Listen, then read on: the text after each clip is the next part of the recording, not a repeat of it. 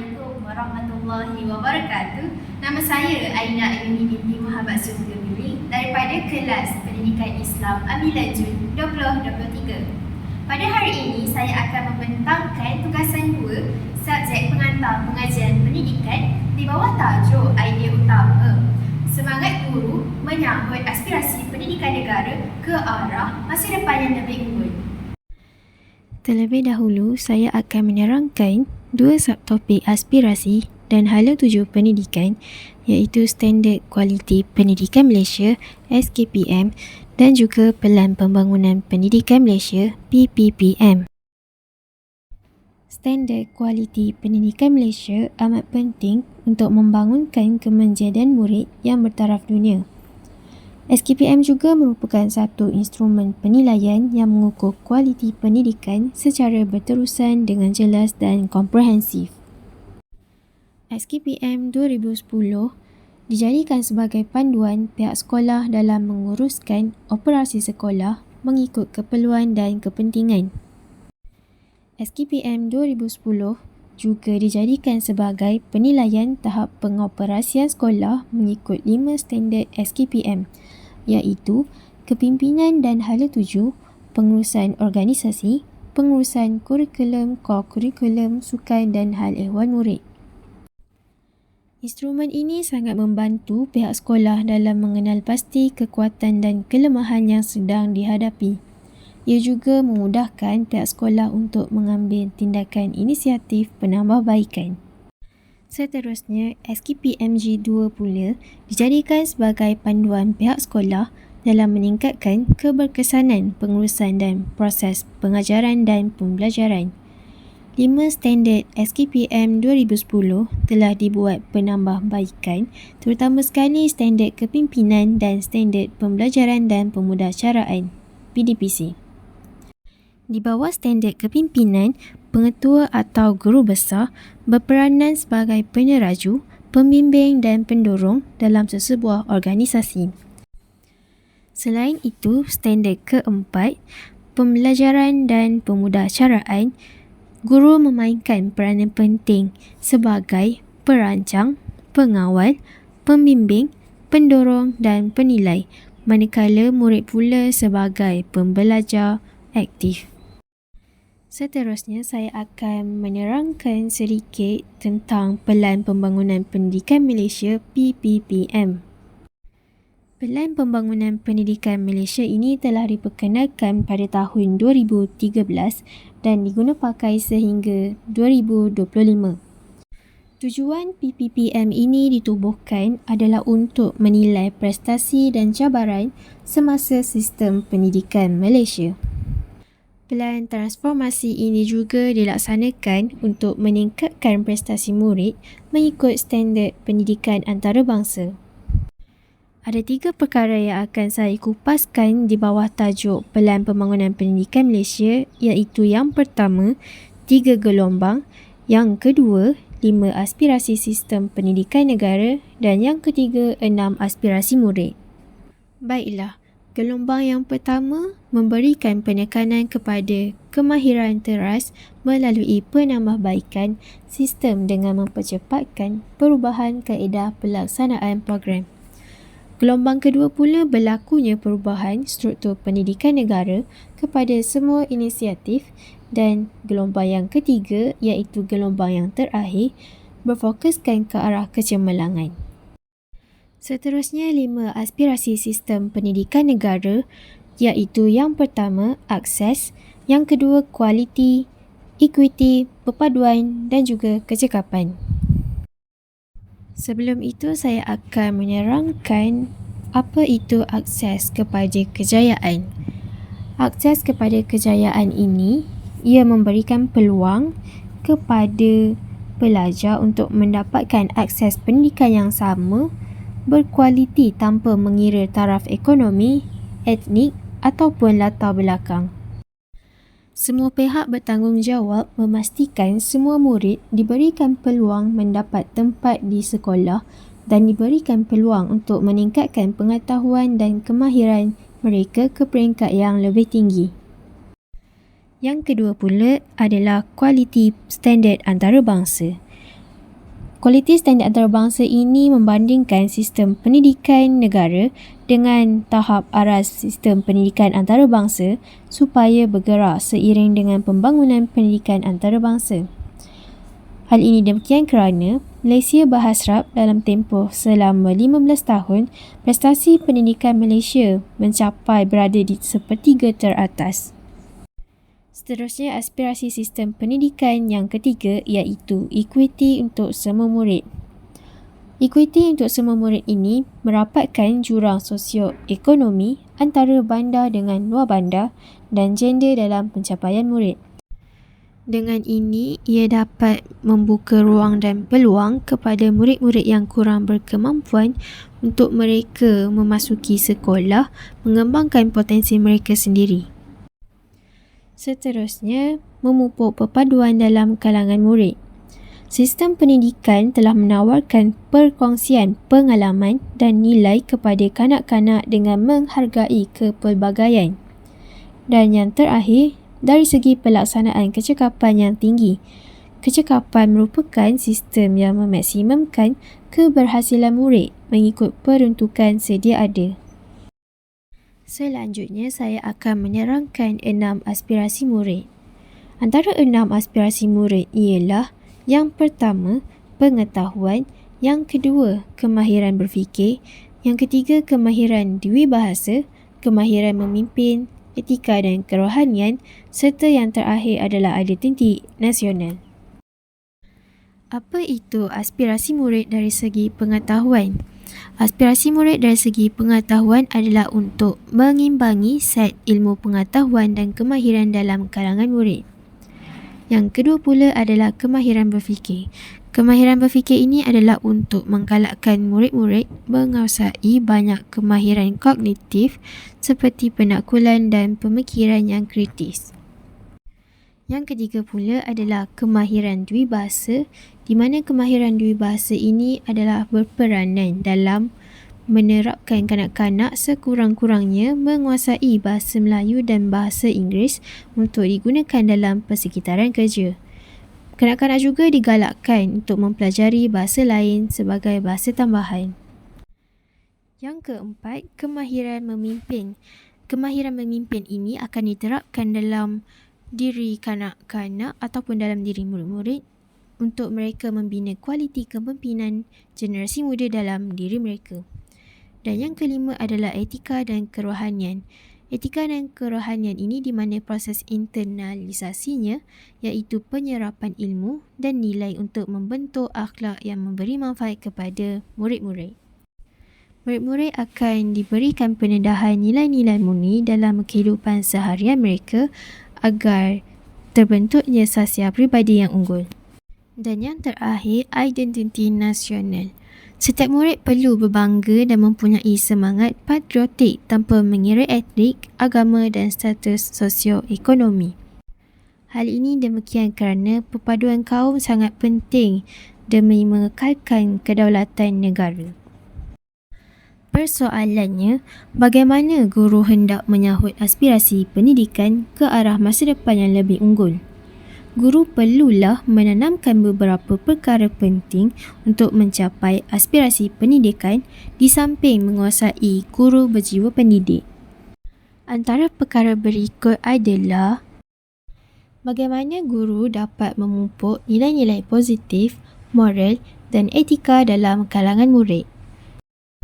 Antara langkah yang dapat guru lakukan untuk memupuk nilai-nilai positif adalah melalui program silang budaya. Hal ini demikian kerana Malaysia mempunyai rakyat yang berbeza latar belakang budaya, agama dan kaum. Program silang budaya boleh dilaksanakan melalui aktiviti sukan dan permainan, kelab persatuan dan unit beruniform. Guru boleh menggalakkan murid-murid melibatkan diri mereka dalam aktiviti tersebut bagi memupuk semangat kerjasama dan bertolak ansur dalam diri murid-murid. Antara contoh program silang budaya yang boleh dijalankan oleh guru adalah seperti acara sukan tahunan, sambutan hari perayaan dan juga aktiviti berkumpulan. Selain itu, guru juga perlu memberikan pendedahan kepada murid-murid melalui kisah-kisah inspirasi. Hal ini tercetus apabila murid memperoleh nilai-nilai murni yang boleh diamalkan dalam kehidupan seharian mereka berdasarkan pengajaran yang diambil dari kisah yang mereka dengar ataupun baca. Sebagai contohnya, pihak sekolah ataupun guru-guru perlu mengadakan program seminggu membaca selama 10 minit. Guru-guru perlu menyediakan bahan bacaan yang berfaedah untuk diberikan kepada murid-murid membaca selama 10 minit. Guru juga memainkan peranan penting sebagai contoh teladan dalam mendidik sasiah peribadi murid. Seterusnya, bagaimana pula guru menghadapi cabaran dan mengambil peluang dalam menyahut aspirasi pendidikan? Bagi menghadapi cabaran dalam menyahut aspirasi pendidikan, guru perlu menguasai kompetensi pengajaran dan pembelajaran. Sebagai contoh, guru menguasai kemahiran pedagogi dan penggunaan teknologi maklumat dalam pendidikan. Hal ini dapat membentuk ciri-ciri guru yang lebih efektif di samping membantu murid mudah menerima dan memahami apa yang dipelajari. Melalui teknologi maklumat juga, guru dapat melakukan pengajaran dan pembelajaran secara inovasi untuk menarik minat murid-murid belajar menggunakan teknologi. Perkara ini juga menyokong aspirasi murid dari segi pengetahuan dan kemahiran berfikir. Selain itu, guru juga perlu berpandangan progresif dan saintifik, iaitu berpandangan jauh dalam bidang pendidikan bagi mengembangkan lagi potensi diri dan murid. Contohnya, guru merancang dan menyusun persediaan mengajar bagi mencapai objektif pembelajaran dan pengajaran. Demikian itu, aspirasi sistem pendidikan dari segi kualiti standard antarabangsa dapat dicapai jika guru berusaha melaksanakan pembelajaran dan pengajaran dengan kecekapan yang tinggi bagi memaksimumkan keberhasilan murid. Bagi memastikan keberhasilan murid menjadi, murid-murid perlulah menguasai domain pembelajaran dari segi kognitif, afektif dan juga psikomotor. Persoalan yang seterusnya, bagaimana pula guru menanamkan semangat berjiwa pendidikan dalam diri dan murid? Antara langkahnya adalah guru perlu melibatkan diri dalam pelbagai aktiviti pendidikan. Contohnya seperti program seminar, pengintegrasian teknologi dalam PDP atau kursus-kursus pendidikan. Di sekolah juga, guru boleh melibatkan diri dalam menguruskan sesuatu program. Hal ini dapat menambahkan lagi pengalaman dan pengetahuan guru di samping mengeratkan lagi hubungan antara guru dan murid. Bagi menanamkan semangat pendidikan dalam jiwa murid-murid, guru boleh menggalakkan murid-murid untuk menyertai pelbagai aktiviti yang dianjurkan oleh pihak sekolah ataupun pihak Kementerian Pendidikan. Sebagai contohnya, dari segi pertandingan akademik ataupun pertandingan core curriculum ataupun pertandingan sukan. Selain itu, guru juga boleh memberikan bimbingan dan sokongan kepada murid-murid. Hal ini demikian kerana guru memainkan peranan penting untuk mencukil bakat dan minat murid bagi mengembangkan lagi potensi mereka sehingga ke peringkat yang lebih tinggi. Oleh itu, guru perlu bersemangat dan proaktif agar murid-murid mempunyai aura positif, bersemangat dan suka akan belajar sesuatu perkara. Antara contoh bimbingan dan sokongan yang dapat guru berikan kepada murid-murid adalah melalui hikmat nasihat kaunseling dan juga melalui latihan khusus. Berdasarkan peranan yang dilakukan itu tadi dapat melahirkan guru berjiwa pendidik yang memperoleh sasiah guru cemerlang dari aspek guru yang berakhlak mulia, mempunyai konsep kendiri yang positif, dedikasi, berketerampilan, penampilan, penyayang, bersikap terbuka, bertanggungjawab dan juga amanah. Guru yang cemerlang berjiwa pendidik bukan sahaja perlu menguasai kandungan kurikulum, tetapi guru juga perlu mempunyai pengetahuan dan penguasaan tentang sejarah pendidikan, falsafah pendidikan, sosiologi pendidikan, antropologi pendidikan dan juga pendidikan perbandingan antarabangsa dan global. Guru juga perlu memiliki jati diri yang jitu untuk menzahirkan akhlak mulia, menjadi contoh kepada anak didik mereka. Guru mestilah memiliki peribadi yang cemerlang agar dapat menarik perhatian dan menjadi tempat rujukan muridnya dalam pelbagai bidang. Bercakap dalam sidang media di Putrajaya, Fadlina berkata kementeriannya juga akan memberi penekanan terhadap mewujudkan suasana harmoni sekaligus menghindari gejala negatif seperti gangguan seksual, buli, ekstremisme, gangsterisme dan vandalisme. Kelima, memberi fokus kepada kebajikan guru kerana guru adalah teras utama keberkesanan penyampaian pendidikan. Keenam, ini juga penting memberikan tumpuan kepada usaha-usaha untuk mengubah suai dan menaik taraf sekolah-sekolah yang mempunyai bangunan daif, terutamanya di Sabah dan Sarawak. Bagi meningkatkan kualiti guru cemerlang, pihak kerajaan memfokuskan kebajikan guru demi mengutamakan keberkesanan penyampaian guru dalam pendidikan terhadap murid-murid.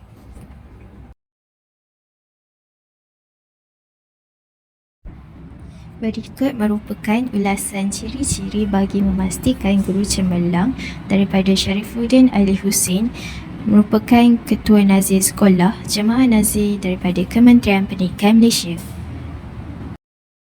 Yang tertentu. Apakah ciri-ciri yang kita lihat untuk memastikan ini dia guru cemerlang yang kita cari? Okey, jadi kalau yang pertama tu Lisa, kita mesti utamakan seorang yang mempunyai pribadi yang unggul. Baik.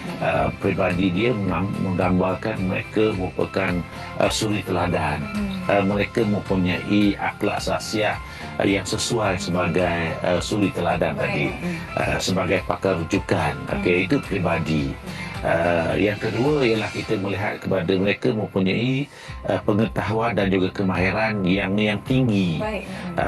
Di sini sepatutnya dia akan menjadi pakar rujuk. Kalau katakan mereka mengajar subjek, maka dia akan menjadi pakar rujuk kepada subjek tersebut. Kalau dia katakan jurulatih sepak takraw katakan, maka dia merupakan salah seorang yang menjadi pakar rujuk kepada kepakaran dia tersebut. Jadi kalau kita lihat di sini, pengetahuan dia itu kita akan melihat kepada outcome yang dihasilkan kepada sistem pendidikan kita. Jadi yang ketiga ialah kita melihat juga pada hasil kerja mereka. Hasil kerja ini kita mesti utamakan guru-guru kita ataupun pensyarah-pensyarah kita yang mempunyai hasil kerja yang standardnya tinggi, mempunyai kualiti dalam hasil kerjanya mereka, dan mereka membuat inovasi-inovasi dalam PDP, dalam kepakaran mereka. Kerana sekarang ni kalau kita lihat tendensi ataupun kecenderungan murid-murid kita, mereka menyertai begitu banyak sekali pertandingan-pertandingan di peringkat antarabangsa, dan mereka memenangi peringkat antarabangsa di peringkat dunia dan sebagainya. Jadi sebenarnya ianya berpunca daripada guru-guru yang cemerlang ini, pensyarah-pensyarah cemerlang ini yang telah mendorong murid-murid kita dalam penyertaan. Jadi itu merupakan hasil kerja yang kita kreditkan kepada guru-guru dan juga pensyarah-pensyarah cemerlang. Dan yang keempat ialah yang paling penting sekali ini ialah komunikasi. Kita mengharapkan mereka yang